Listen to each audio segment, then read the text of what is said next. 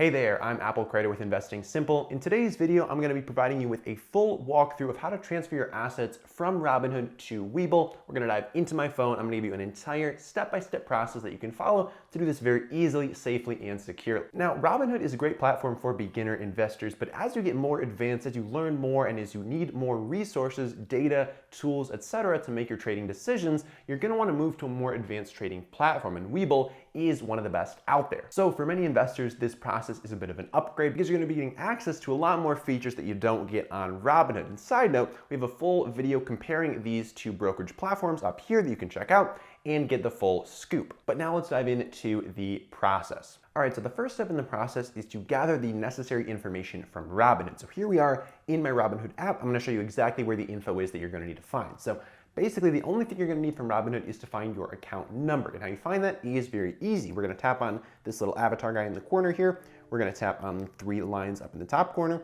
and then we're going to tap on investing. And your account number is going to show up right at the top of the screen under the word account. Now, your best bet is to just grab a piece of paper, jot this down, because you're going to need it later when you transfer your assets to Webull. The next thing you might need is Robinhood's DTC number. This is kind of similar to like a routing number for a bank, but this is the number that identifies Robinhood. It's called the Depository Trust Company number, and in this case for Robinhood, the number is 6769. And so you can just jot that down, remember it, whatever, but that is the number that you're going to need. That's for all Robinhood accounts. That just kind of identifies Robinhood as the depository trust company. And now the last thing you're going to need from Robinhood is to figure out whether your assets are actually transferable to Webull. So in some cases, there are going to be assets that you hold on Robinhood that Webull does not support. So what you're going to want to do here is look through your Robinhood holdings, okay? And if there are any holdings here that do not translate into Webull, then you're going to want to sell them off or just hold them in your Robinhood account and then do a partial transfer. And talk about how to do that later. But how you check this basically is you go into the Webull app and you just search for your individual stocks, funds, etc.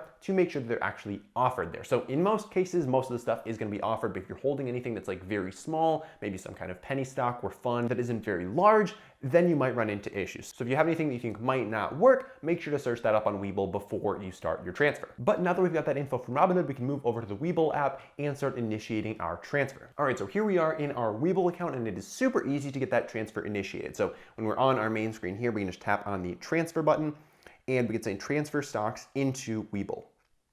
Now we're going to be prompted to kind of link up our Robinhood account. We'll say transfer to Webull. And you're going to be prompted to choose which account platform you are coming from. And so in this case, we'll pick Robinhood. And here is where we're going to enter our delivering account type. So in this case, we're going to say individual account. Under delivering account number, we're going to type in that account number that we found earlier. And then for transfer type, we are going to choose either a full transfer or a partial transfer.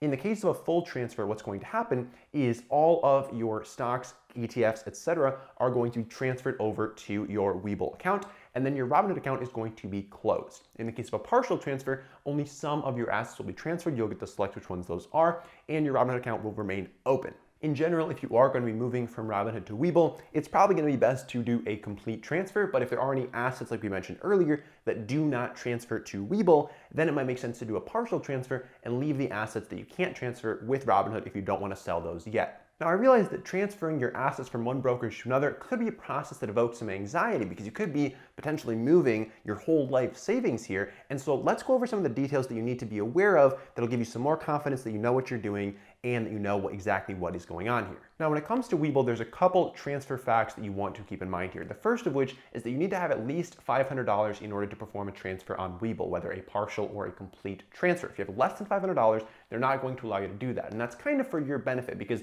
the place that you're transferring from is probably going to charge you some kind of fee to transfer. Robinhood in this case is going to charge you a fee, and we'll get into that in just a little bit. But in terms of the Webull side, there is no fee whatsoever. So there's a $0 transfer fee to go into Webull, but to go out of Robinhood, that's where the fee is going to hit you. You also need to be mindful of the transfer type when you're transferring into Webull. So in this case, we only had one option. That was transferring our individual account to an individual account on Webull. But now Webull also offers retirement accounts, but you're not able to transfer from a traditional Robinhood account into a retirement account, okay? Because retirement accounts have some specific rules, some specific tax benefits that you can't just get by transferring in. So you have to be aware that if you're transferring into Webull from Robinhood, you're transferring into an individual account, not a retirement account. You should also keep in mind that transfers into Webull tend to take about 5 to 7 business days when you're coming from Robinhood, but that could vary depending on your individual situation. In general though, about a week should do it. Now on the Robinhood side of things, like I mentioned, there is a fee to transfer out of Robinhood.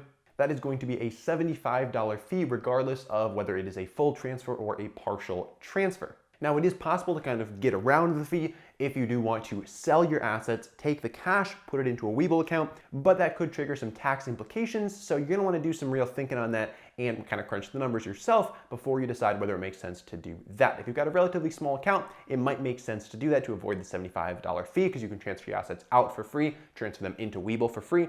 But if you try to transfer between them directly, that's where you're gonna get hit with the $75 fee. Now, it's also important to keep in mind that when you're trying to transfer fractional shares out of Robinhood, it's a no-go. You cannot transfer fractional shares from Robinhood to Webull. What's going to happen in this case is your fractional shares are going to be automatically sold and the cash is going to be moved from your Robinhood account to your new Webull account. Now, this could potentially trigger some tax implications as well, so you'll want to keep that in mind if you're holding significant fractional shares in larger companies like Google or Amazon, but if you're not, then it probably won't have a huge implication on you. Last thing to keep in mind with transferring out of Robinhood is that Robinhood Crypto is totally separate from Robinhood Financial. So your crypto cannot be transferred to Webull, although Webull does have a crypto program. Your crypto with Robinhood is not able to leave Robinhood. So you can keep that crypto account open even if you transfer your other Robinhood stuff out, but there's no way to transfer your Robinhood crypto out of the platform. Now, overall, when you're opening and investing an account, it's super important to be thinking long term, because I know a lot of people open Robinhood accounts, they were thinking pretty short term, they're like, oh, this seems cool right now, but they weren't really thinking about the long-term future. So moving to Webull could be a good move for you long term if you do want those more advanced features, data, tools, etc. that the Webull platform does offer. Now, if you want more information about how to transfer your assets from Robinhood to Webull, we have a full in-depth article breaking this process down over on our website, investingsimple.com. The best way to find that is to go to Google, type in how to transfer from Robinhood to Webull, and click on the link for Investing Simple. We will see you over there.